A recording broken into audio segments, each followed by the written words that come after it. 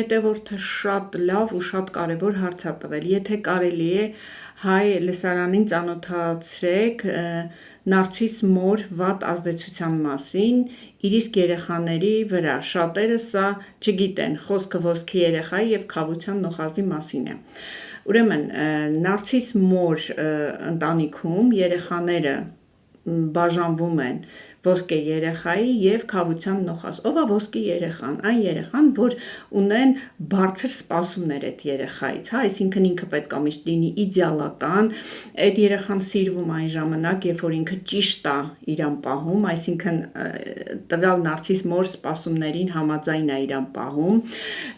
այդ երեխան միշտ ճնշում է զգում մոր կողմից, որ պետք է անթերի լինի, այսինքն եթե մի հատ սխալ թույլ տա, ուրեմն մի բան այնպես չի ընդունված չի լինի այդ երեխան, և այդ երեխան իրավունք չունի սխալ գործի, ինքը տենց է մտածում, ես պետք է լինեմ անթերին, ես պետք է լինեմ ամենալավը, ամենալավ գերազանցիկը, ամենալավը, և ուրեմն իմ մաման այդպես է սպասում։ Հետո այդ երեխաները մեծանում են, շատ ծանր օկայեռ են ունենում, ես ունեմ իմ այցելուների մեջ շատ այդպիսի դեպքեր, կամ ինչ-որ իրանք իրանց սկսում են 180 աստիճան փոխվում են և սկսում են չսիրել, չգնահատել։ Քավության նոխազ երեխան ընտանիքում, դա այն երեխան է, երբ որ մայրը ամեն ինչ, ինչքան սխալ է լինում, ինչքան վատ բան է լինում ընտանիքում, այդ երեխայի վրա է թափում։ Ենթադրենք պատահական երեխան ձեռքից բաժակը գցում, այդ բաժակը կոտրում, այ տենց թաթես, այս աղքյանքը տենց կմնաս, դու ինչ մարդ ես, ով է քեզ սիրելու, ով է քեզ գնահատելու։ Այսպիսի մայրերը հաճախ երեխաների միջև տարբերություն են դնում, հատուկ նրա համար, որ պաշտպանեն իշխանությունը, այսինքն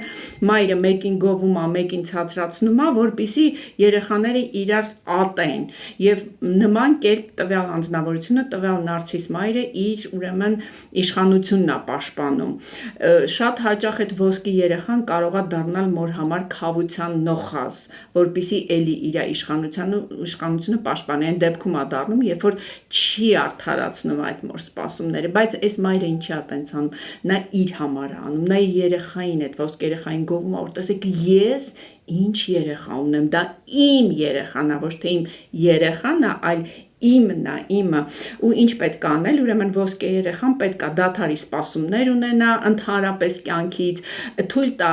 սխալվելու այդ երեխան և զարգացնի ինքը իրան